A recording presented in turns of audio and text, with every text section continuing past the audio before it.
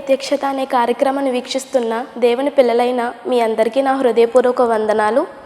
ప్రతి వారం ఇదే సమయానికి ఈ కార్యక్రమాన్ని మీరు వీక్షించాలని దేవుని పేరిట మనవి చేస్తున్నాను. అందించబడుతున్న వాక్యమును మీరు విని దైవాశీర్వాదమును పొందాలని కోరుకుంటున్నాను. వాక్యాన్ని వినే ముందు ఒక పాటను మనం విందాం.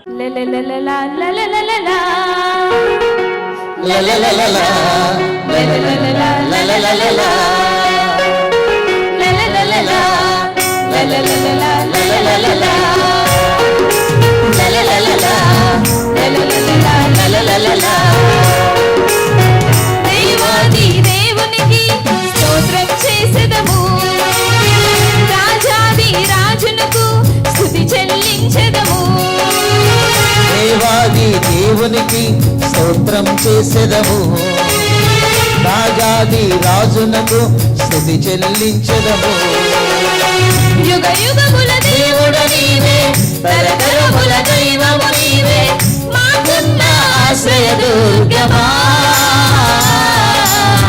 యేసయ్యా నీకే వందనం. లలలలలా లలలలలా లలలలలా లలలలలా లలలలలా లలలలలా.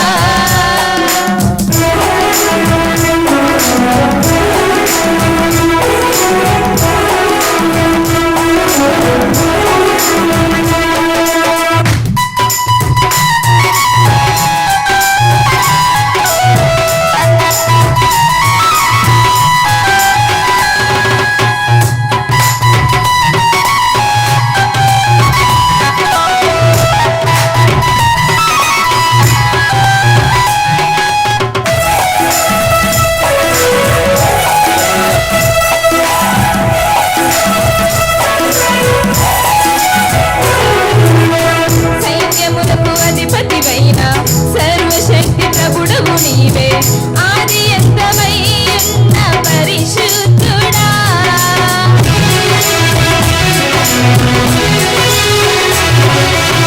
సైన్యములకు అధిపతి అయి సర్వశక్తి ప్రభుడవు, ఆది అంతమై ఉన్న పరిశుద్ధుడా. ఆశ్చర్యకరుడవు నీవే, సమాధాన కర్తవు నీవే, శాలేము రాజా నీవే, శ్రీమంతుడా. దేవా మా ప్రభువా, అది వేలల సుందరుడా, రాజా మహారాజా, మా స్తుతులకు పాత్రుడా. మన ప్రభువును రక్షకుడైన యేసుక్రీస్తు నామములో మా బ్లెస్సింగ్ టీవీ ప్రేక్షకులందరికీ, ఈ దేవుని ప్రత్యక్షత అనే కార్యక్రమం వీక్షిస్తున్న మా శ్రోతలందరికీ ప్రభు నామన వందనాలు. అందరూ దేవుని యొక్క కృప ద్వారా క్షేమంగా ఉన్నారని, దేవుని చేత దీవెనను పొందుకుంటున్నారని నమ్ముతున్నాం. కొన్ని క్షణాలు మనం దేవుని యొక్క వాక్యాన్ని వింది మన హృదయాలను బలపరుచుకుందాం. చిన్న ప్రార్థన చేసుకుని మన వాక్య భాగంలోకి వెళ్దాం.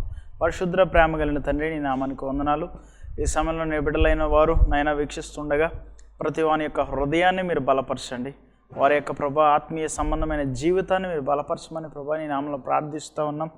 ఎంతమంది అయితే వారు నీ మాట కొరకు ఎదురు చూస్తున్నారు, వారి జీవితాల్లో నీ యొక్క క్షేమమును పొందుకోవాలని ఆశిస్తున్నారు, వారి జీవితాలకి వారి హృదయాలకి నీ మేలుకరమైనటువంటి మాటను అందించి వారిని బలపరచమని, నీ సహాయమును ఈ దేవుని ప్రత్యక్షత అనే కార్యక్రమాన్ని చూస్తున్న వారందరికీ నీ కృప మెండుగా అనుగ్రహించి సహాయం చేయమని, వాక్య భాగంలో మీరే ఉండమని, వీళ్ళందరినీ యొక్క వాక్యం చేత నింపమని యేసయ్య నామములో అడుగుతున్నాను తండ్రి.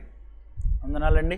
మరొకసారి మీ అందరికీ ఈ యొక్క కార్యక్రమం తరపున మరొకసారి ఆహ్వానం తెలుపుతూ ఉన్నాం. ప్రతి వారం ఇదే రోజున ఈ ఛానల్ ఇదే సమయంలో మీకు ఈ యొక్క కార్యక్రమం మీకు వీక్షించడానికి బ్లెస్సింగ్ టీవీ వారి యొక్క ఆధ్వర్యంలో Mandapeta new Jerusalem central church నుండి ఈ యొక్క కార్యక్రమం దేవుని వాక్యము, దేవుని ప్రత్యక్షత ఈ కార్యక్రమం మీ దగ్గరికి రావడానికి దేవుడిచ్చినటువంటి ఈ యొక్క గొప్ప భాగ్యాన్ని బట్టి ఎంతగానో స్తుతులు చెల్లిస్తున్నాం. కొంతసేపు మన దేవుని వాక్యాన్ని ధ్యానించి మన హృదయాల్లో వాటిని భద్రం చేసుకుని దేవుని ద్వారా శక్తి పొందుకున్నాం.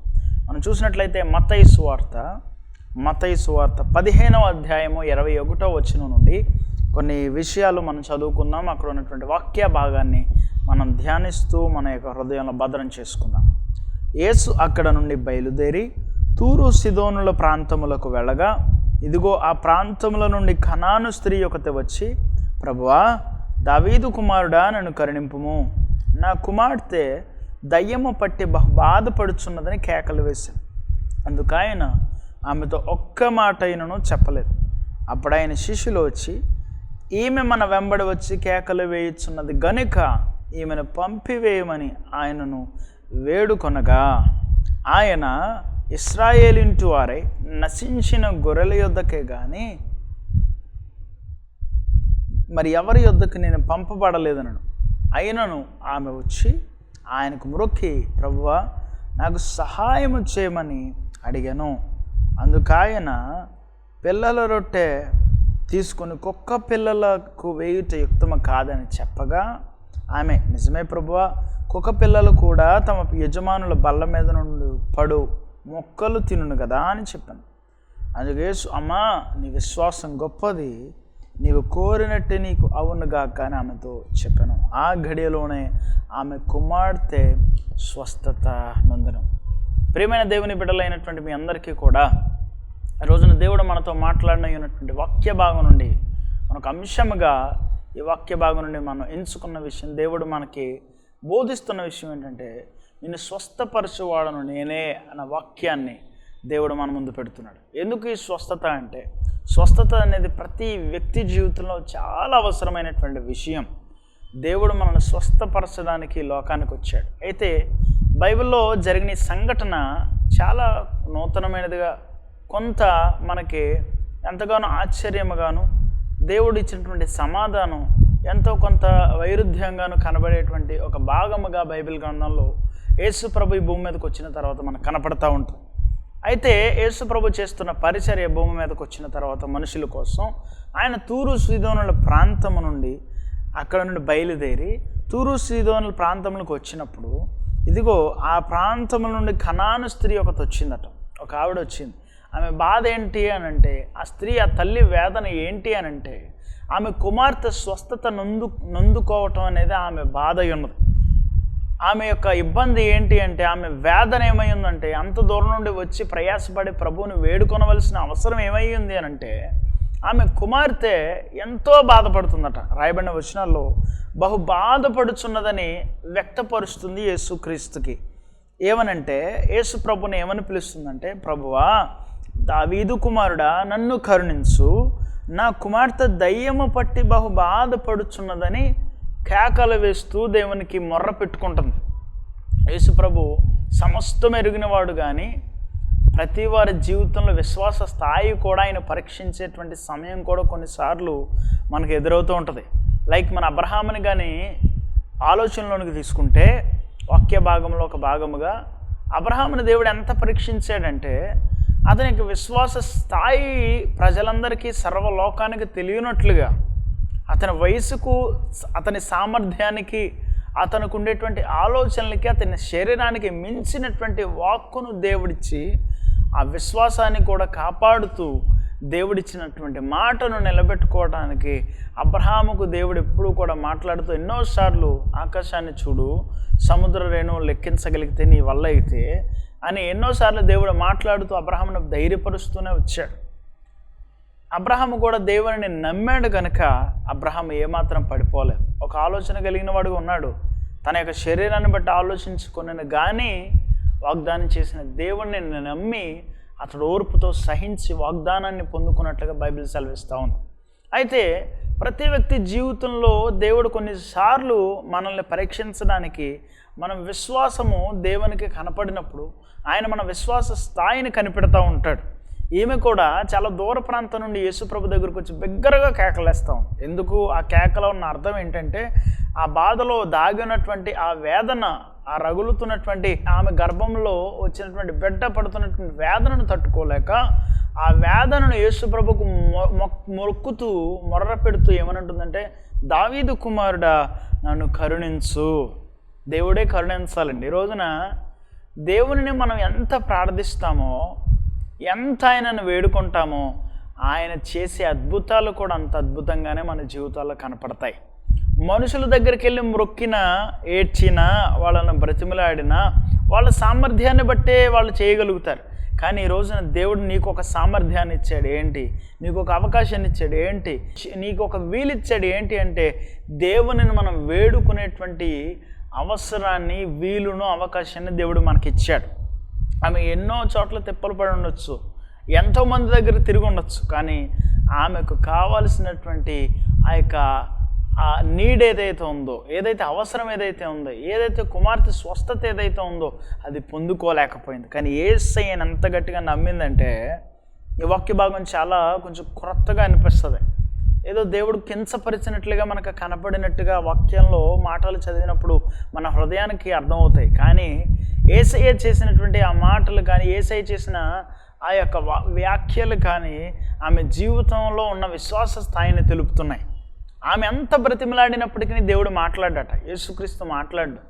సైలెంట్గా ఉంటే ఆఖరికి ఆయన శిష్యులు కూడా అంటాడు, అయ్యా ఈమె కేకలేస్తూ ఉంది, మన వెనకాల వస్తూ ఉంది, ఏమి పంపేయ్యా దయచేసి, నువ్వు చేయగలవాడో కదా అంటే అప్పటికీ మాట్లాడాల. కానీ దేవుడు ఒక మాట అంటాడు, ఏంటి అంటే, నేను ఎవరి యొద్దకు వచ్చానో తెలుసా? నశించిన వారి యొద్దకు వచ్చాను, నశించిన వారి యొద్దకు వచ్చాను, వేరే వాళ్ళ గురించి కాదు అని దేవుడు చెప్పినప్పుడు ఇంకా పట్టు వదలని విశ్వాసంతో ఆమె ఒక మాట అంటది. యేసుప్రభు చెప్పిన మాటకి ఏంటి అని అంటే, అందుకు ఆయన ఆమెతో ఒక్క మాట అయినా చెప్పలేదు. అప్పుడు ఆయన శిష్యులు వచ్చి మన వెంబడి వచ్చి కేకలు వేస్తున్నది కనుక పంపివేయమని ఆయనను వేడుకొనగా, ఆయన ఇశ్రాయేలింటి వారై నశించిన గొర్రెల యొద్దకే కానీ మరి ఎవరి యొద్దకు నేను పంపబడలేదనను. అయినను మనం దేవుని ఎప్పుడు వేడుకున్నా ఎలా ఉంటుందంటే, మన పరిస్థితులు ఏమై ఉన్నను దేవునిని మ్రొక్కకుండా, దేవుని ఆయనను అడగకుండా, మన జీవితాల్లో జవాబు రాకుండా ఉన్న పరిస్థితుల్లో కూడా అడుగుతూనే ఉండాలని దేవుడు నేర్పించిన సందర్భం చాలా ఆశ్చర్యంగా ఉంటుంది. అయినను ఆమె ఏం చేసిందట, there is only one hope in Lord Jesus Christ. Even though the things may changes, the disasters may occur in your life, but God never leave your hand, God never forsake your hand. దేవుడు ఎప్పుడూ విడిచిపెట్టే దేవుడు కాదని మనం ఎంత దేవుని నమ్ముతామో దేవుడు అంత అద్భుతాలు దేవుడు చేయగలుగుతాడు. అయితే ఆమెతో ఆ మాట అయినప్పుడు, అయినను మత్తయి సువార్త 15వ అధ్యాయం 24వ వచనంలో అయినను అట ఆమె ఏమంటుందట, ఆమె వచ్చి ఆయనకు మొక్కుతుంది, ఆమెకి దేవునికి మొక్కుతుంది. ఆమె ప్రభువా మరలా అడుగుతుంది, ముందు ప్రభువా దావీదు కుమారుడు కరుణించుకుంది. దేవుడు చెప్పిన మాటను కూడా దేవుడిని మరలా బ్రతిమలాడుతూ ఈ 15వ అధ్యాయం మత్తయి సువార్త 24-25 వచనాలు, అయినా ఆమె వచ్చి ఆయనకు మొక్కి, ప్రభువా నాకు సహాయం చేయి. ఎంత దీనత్వం కలిగిన మనసు అండి, నాకు సహాయం చేయి. ఎందుకంటే మనం ఎవరిని అడుగుతున్నాం? సహాయం చేసే దేవుడిని అడుగుతున్నాం. ఈరోజు మన జీవితాల్లో స్వస్థపరచువాడును నేనే అని దేవుడు చెప్పినప్పుడు ఆ దేవుడిని మాత్రమే మనం వేడుకునేటువంటి మనస్సు స్థైర్యం కలిగిన వారుగా ఉండాలి, మనసు నిలుపుకొనేగలిగే వారిగా ఉండాలి. ఆమెకైతే దేవుడు సూటిగా మాట్లాడుతున్నాడు, నేను నీ కోసం రాలేదు, నేను ఎవరి కోసం వచ్చాను? ఇశ్రాయేలింటి వారే నశించిన వారి యొద్దకు వచ్చాను. అయినప్పటికీ దేవుడు కరుణామయుడు గనుక, కరుణించగలిగిన వాడు గనుక, దాటిపోయే దేవుడు కాదు గనుక, ఆయన మనస్సు ఆమె తెలుసుకుని నమ్మిక ఉంచింది గనుక దేవుడు ఆమె వైపు చూడడం ప్రారంభించాడు. ఆయన నోటి మాటతోనే ఆమెను ఏమని ప్రశంసించాడో మనకు కనపడుతుంది. 25వ వచనంలో, అయినను ఆమె వచ్చి ఆయనకు మొక్కి, ప్రభువా నాకు సహాయం చేయమని అడిగింది, దేవుని అడిగింది. తర్వాత అందుకు ఆయన అంటున్నాడు, మరలా రెండోసారి ఆయన అంటున్నాడు కదా, పిల్లల రొట్టె తీసుకొని కుక్క పిల్లలకు వేయుటకు యుక్తం కాదని చెప్పగా ఆమె, నిజమే ప్రభువా, కుక్క పిల్లలు కూడా తమ యజమానుల బల్ల మీద నుండి పడు మొక్కలు తినును కదా. ఎంత చక్కగా ఆమె జవాబిచ్చిందంటే, తనను తను ఎంత తగ్గించుకుంది అంటే, దేవుని సహాయం కొరకు ఆమె తన జీవితాన్ని కూడా యేసు ప్రభు ముందు ఎలా చూపించుకోగలుగుతుందంటే, ప్రభువా నువ్వు అన్నమాట నిజమే అయ్యా, నేను కూడా ఎలాంటి దాన్నో తెలుసా, యజమానుడు ఏ విధంగా అయితే ఆ మొక్కలు వేసినప్పుడు, ఆ మొక్కలు బల్ల మీద నుండి పడినప్పుడు ఆ యొక్క కుక్క పిల్లలు తీసుకొని చక్కగా ఆహారంగా వాటిని మలుచుకుని తింటాయో, నేను కూడా అలాంటి దానినే ప్రభువా, నువ్వు యజమానుడు అయితే నేను నీ బల్ల దగ్గర ఉండేటువంటి కుక్క పిల్లలు లాంటి వాళ్ళమయ్యా, నాకు సహాయం చేయని దేవుడు చేయగలడు అని తెలిసి తన మనసు స్థైర్యం ఏమాత్రం ఆ మాటలకి నొచ్చుకోకపోయినా తన హృదయం ఏం చేసింది అంటే, దేవుడిని ఏదో రకంగా నాకు సహాయం కొరకు ఆయనను వేడుకోవాలి, నన్ను నేను తగ్గించుకోవాలి. ఆకాశం నుండి దేవుడు నా కొరకు ఎన్నో అద్భుతాలు చేయగలడు అని నువ్వు నమ్మినప్పుడు నిన్ను మొదట దేవుని వాక్కుని శ్రద్ధగా వినేటువంటి వాడుగా నీవు ఉండాలి. దేవుని వాక్యం సెలవిస్తుంది కదా, మొదటగా మనం దేవుని నుండి స్వస్థత పొందుకోవాలి అని అంటే, దేవుడు మన జీవితాలు అద్భుతాలు చేయాలి అని అంటే మొదట మనం మన యొక్క చెడుతనాన్ని విడిచిపెట్టాలి, మనల్ని మనం తగ్గించుకోవాలి. మనం ఏమాత్రం గనులం కాదు, కానీ దేవుని నుండి మనం సహాయం పొందుకోవాలంటే ఆ స్త్రీ ఏ విధంగా అయితే తన యొక్క దేవుడు చెప్పిన మాటను 27వ వచనంలో, నిజమే ప్రభువా, కుక్క పిల్లలు కూడా తమ యజమానుల బల్ల మీద నుండి పడు మొక్కలు తినును కదా అని చెప్పాను. అందుకే యేసయ్య అద్భుతంగా ఇప్పుడు దాకా 2 సార్లు ఆమెను కించపరిచినట్లు మాట్లాడినా ఆమెకు సహాయం చేయకూడదని దేవుడు కాస్త ఆ నిమిషాలలో ఆమె విశ్వాసాన్ని కనిపెడుతూ ఆమె యొక్క మనసును ఉద్దేశిస్తూ ఆమె ఏ విధంగా అయితే నా నుండి సహాయం కోరుకుంటుందో చూద్దామని దేవుడు తన తీక్షణంగా ఆమె వైపు దృష్టిస్తున్నా ఆమె మాత్రం యేసయ్య తప్ప నాకు సహాయం చేసేవాడు లేడని ఆమె తన జీవితంలో దేవుని ముందు ఎంత తగ్గించుకుందో ఆ విషయాన్ని దేవుడు గ్రహించి ఆమె మనస్సును గ్రహించి ప్రభు అంటున్నాడు కదా, అమ్మా నీ విశ్వాసం గొప్పదే. ఏమంటున్నాడు ఆయన? నీవు కోరినట్టే నీకు మన జీవితాల్లో మనకి స్వస్థత కావాలి అన్నప్పుడు, మన జీవితాల్లో మనం కోరుకున్నది జరగాలి అన్నప్పుడు దేవుని యందు మన మనస్సులో పరిపూర్ణమైనటువంటి భయభక్తులు కలిగిన జీవితంతో మనం ఉండాలి. 146వ సంకీర్తన 19వ వచనంలో ఒకసారి మనం గమనించినట్లయితే 146వ సంకీర్తన 19వ వచనం ఒకసారి చదివితే ఒక మాట ఉంటుంది. 145:19 తన యందు భయభక్తులు గల వారి కోరిక ఆయన నెరవేర్చును, వారి మొర ఆలకించి ఏం చేస్తాడంటే దేవుడు భయభక్తులు నిలిపితే ఆమె విశ్వాసం ఎంతో గొప్పదని దేవుడు చెప్పాడంటే నీ విశ్వాసం ఎంతో గొప్పదే, నీవు కోరినట్టే నీకు అవును కాక. ఎంత భయభక్తులు నిలిపింది! దేవుడు చెప్పిన ప్రతి మాటను బాధ పెట్టుకోకుండా, అయ్యా నాకు సహాయం చేయి ప్రభువా, నేను కూడా ఎలాంటి దానిని యజమానుడు బల్ల మీద నుండి పడు రొట్టె ముక్కలకు ఆశపడే జీవితం గలదానినే, నేను నీ దగ్గర ఆశపడ్డాను కాబట్టి నా ఆశను నువ్వేం చేస్తావు? తృప్తిపరుస్తావు. ఒక మాట ఉంటుంది బైబిల్లో, ఆయన ఆశగల ప్రాణాన్ని తృప్తిపరిచే దేవుడు, నీ ఆలోచన సఫలపరిచే దేవుడు. ఎప్పుడు మనం దేవుని యందు భయభక్తులు నిలిపినప్పుడు, మనల్ని మనం తగ్గించుకున్నప్పుడు, మన చెడుతనాన్ని దూరంగా మనం మానివేసి ప్రభువు నాకు చేయగలుగుతాడని విశ్వసించినప్పుడు దేవుడు అంటాడు కదా, నేను స్వస్థపరిచేది నేనే, నువ్వు కోరినట్లు జరిగించేవాడును నేనే అని దేవుని లేఖనం సెలవిస్తుంది.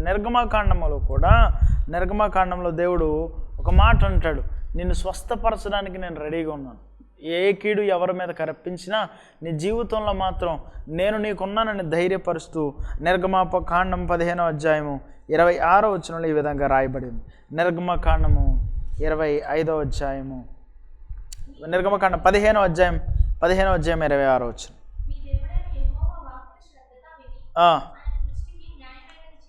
చేసి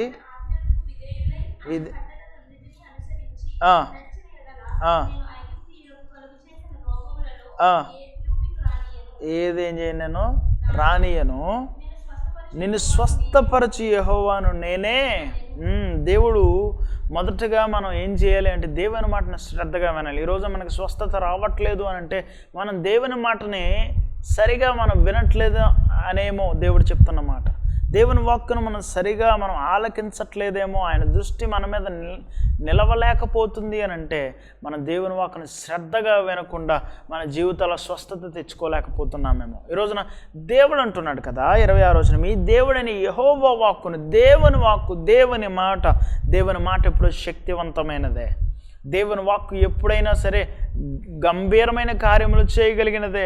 దేవుడు మాట సెలవిస్తే దయ్యాలు వెళ్ళిపోయాయి, దేవుని మాట సెలవిస్తే గొప్ప అద్భుతాలు జరిగాయి, దేవుని మాట సెలవిస్తే జరగని క్రియలు జరిగి చూపించి మన జీవితాన్ని స్థిరపరచబడ్డాయి. ఈరోజు దేవుడు అంటున్నాడు కదా, ఆ వాక్కునే మనం శ్రద్ధగా వినాలట. మనం ఏది వినటానికి ఇష్టపడుతున్నాం ఈ రోజున? కొన్నిసార్లు హాస్పిటల్కి వెళ్ళినప్పుడు డాక్టర్స్ అంటారు కదా, ఇది జరగదు, మా చేతుల్లో ఏం లేదు, ఏదన్నా ఉంటే దేవుడే చేయాలి, ఏదైనా ఉంటే దేవుడే చేయాలి. అప్పుడు దేవుని పాదాల దగ్గరికి వచ్చి వారి జీవితాలను తగ్గించుకుని అద్భుతంగా దేవుని పాదాలు పట్టుకుని అద్భుత కార్యములు వారి జీవితాల్లో జరిగించినటువంటి కార్యాలు ఎన్నో ఉన్నాయి. మా తాతయ్య గారు కూడా 24 గంటలు కడుపు నొప్పి, ఆ పెద్ద పేగు 24 గంటల్లో కడుపు నొప్పి, ఆ టైంలో 23.5 గంటలు అయిపోతే ఆఖరి 30 నిమిషాల్లో కాకినాడ హాస్పిటల్కి తీసుకెళ్ళినప్పుడు ఇంకే వ్యక్తి బతకడం అని కాకినాడ వైద్య సిబ్బంది గవర్నమెంట్ హాస్పిటల్ వాళ్ళు తేల్చేశారు ఎప్పుడో 1900 సంవత్సరాల్లో. అయితే దేవుని నమ్మి ఎంత అద్భుతం జరిగిందంటే అరగంటలో కూడా మా తాతయ్య ఒకటే తీర్మానం తీసుకున్నారు. ఏంటి అంటే దేవుని మాటను అప్పుడు శ్రద్ధగా వెతికి దేవుని మాటను వారి జీవితాల్లో పొందుకుని, అయ్యా నీవు నన్ను బ్రతికిస్తే నీ సేవ చేస్తాను, అయ్యా నన్ను తీసుకుంటే కనుక నా పాపాలను క్షమించి నీ రాజ్యానికి తీసుకోయ్యా. ఆధారమే లేదు, కానీ దేవుని మాట ఎప్పుడైతే నీ జీవితంలోనికి వినబడినప్పుడు నువ్వు దాన్ని దృష్టి పెడతావో నిన్ను స్వస్థపరిచేవాడు ఒకడు ఉన్నాడనే మాట నీకు ఎప్పుడు నీ మనసును ధైర్యపరుస్తుంది. దేవుడు చెప్పిన మాట అదే. నీ దేవుడైన యెహోవాను శ్రద్ధగా విని ఏం చేయాలో తెలుసా? ఆయన దృష్టికి న్యాయమైనది చేయాలి. మనం ఏం చేయాలి? మన జీవితాల్లో, మన పనుల్లో, మన ఉద్దేశాల్లో, మన ఉద్యోగంలో, మనకున్నటువంటి తలంపులలో దేవునికి ఇది న్యాయమైనదో కాదో అని మన తలంపులన్ని విషయాలలో చాలా జాగ్రత్తగా మన పనుల్లో మనం నిర్వర్తించుకుంటూ వెళ్ళాలి. ఎన్నో తప్పిదాలు చేసి ఉండొచ్చు. ఆ రోజున మా తాతయ్య గారికి ఉన్నటువంటి టైం ఎంత అంటే 30 నిమిషాలు మాత్రమే.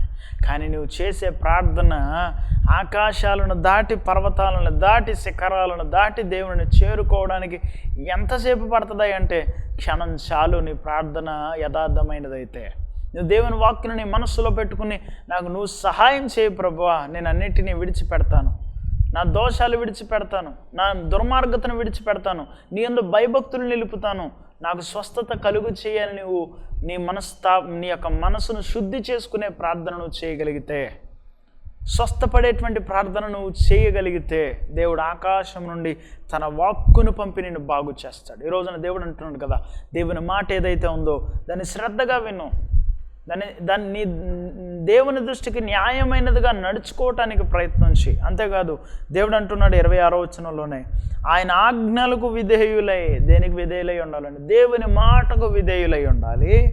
ఆయన కట్టడలన్నిటినీ అనుసరించి నడిచిన ఎడల నేను ఐగుప్తీలకు కలుగు చేసిన రోగములలో ఏ దేవునికి ఏం చేయను రాని. చాలా అద్భుతాలు చేశాడు దేవుడు ఐగుప్తీలకి, ఇశ్రాయేలీలకి. అందరూ ఒక చోట నివసించేవారు, కానీ ఐగుప్తీ ప్రజలకు వచ్చిన ఏ తెగులు కూడా ఇశ్రాయేలుని ముట్టలేదు. కారణం ఏంటో తెలుసా? వారు దేవుని యొక్క కృపను పొందుకుని ఉన్నారు. ఎప్పుడైతే మనం దేవుని యెడల భయభక్తులు కలిగి ఉంటామో దేవుని యొక్క కృప మనల్ని ఆవరింపచేస్తుంది.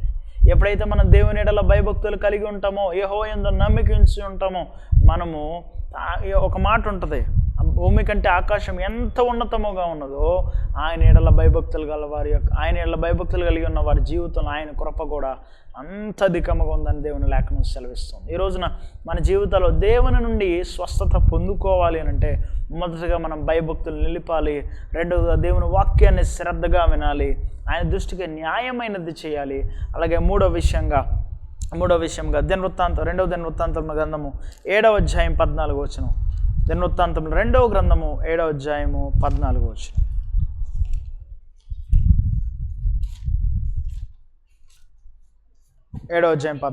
నా పేరు పెట్టబడిన జనులు తమను తగ్గించుకుని ప్రార్థన చేసి నన్ను వెదకి తమ చెడు మార్గములు విడిచిన ఎడల ఆకాశము నుండి నేను వారి ప్రార్థనలు విని వారి పాపమును క్షమించి వారి దేశమును స్వస్థపరచుదును. ఈ స్థలమందు చేయబడి ప్రార్థన మీద నా కనుదృష్టి నిలుచును, నా చెవులు దానిని ఆలకించును. దేవుడు చెప్తున్నాడు, ఈ రోజున మనల్ని మనం తగ్గించుకోవాలి అన్ని విషయాల్లో. ప్రభువా నీవే చేయగలిగిన వాడువు, నీ యందు ప్రభువా నా హృదయాన్ని మార్చుకుంటాను. పశ్చాత్తాపడే మనస్సును, ఆమె కూడా ఎంతో దూరం నుండి వచ్చింది, ఆమె కుమార్తె కోసం ఒక మాట అడిగింది, అయ్యా చాలా బాధపడుతుంది అయ్యా, సహాయం చేసేవాళ్ళు లేరయ్యా.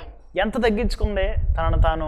దేవుడు అంటాడు, ఈ రొట్టె మొక్క తీసుకుని పిల్లలకి వేయటం, కుక్క పిల్లలకి వేయటం యుక్తం కాదమ్మా అంటే ఎంత తగ్గించుకుందో ఆమె.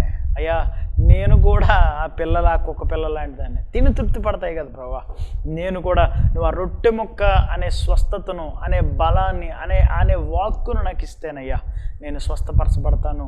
నేను నన్ను కరుణించు ప్రభా అని ప్రార్థన చేసినప్పుడు, అమ్మా నీ విశ్వాసం గొప్పది, నీవు కోరినట్టే నీకు అవునుగాక. ఆ గడియలోనే ఆ కుమార్తె స్వస్థత పొందేనని దేవుని లేఖనం సెలవిస్తుంది. చూసారా దేవుని కార్యాలు ఎంత అద్భుతమో.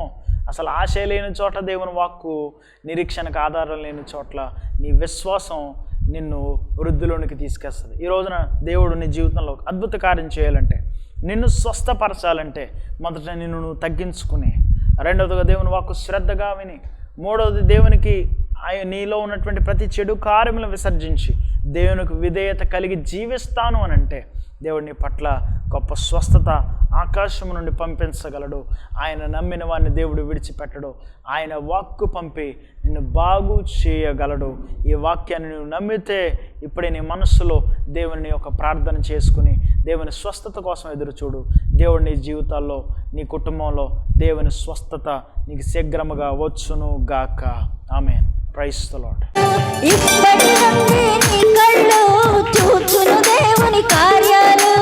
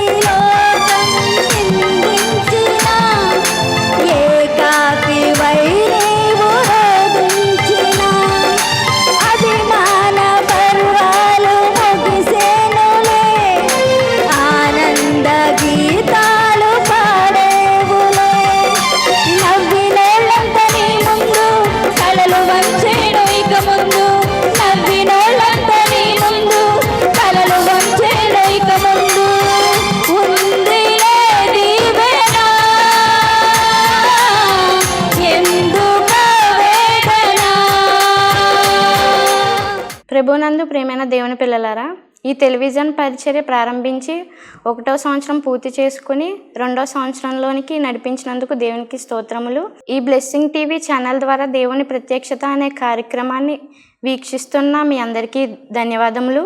ఈ కార్యక్రమంలో దైవజనులచే అందించబడిన వాక్యాన్ని విని మేము ఆశీర్వదించబడుతున్నాం అని మీరు చేసే ఫోన్ కాల్ని బట్టి మేము ఎంతగానో సంతోషిస్తున్నాము. ఈ భారభరితమైన పరిచర్యలో మీ వంతుగా మీరు కొద్దిపాటి సహాయాన్ని అందించుటకు మీ గుప్పిళ్ళు విప్పాలని కోరుతున్నాము. కనుక మీ కానుకలను ఫోన్పే ద్వారా పంపి ఆశీర్వదించబడాలని కోరుతున్నాము. దేవుడు మిమ్మల్ని దీవించును గాక. ఆమెన్. మా చిరునామా reverend doctor KJR Polaraj garu, new Jerusalem central church, Saidilpeta, Mendapeta, doctor BR Ambedkar, Konaseema district, Andhra Pradesh. మా సెల్ నంబర్స్ 9676497742 మరియు 9618277996.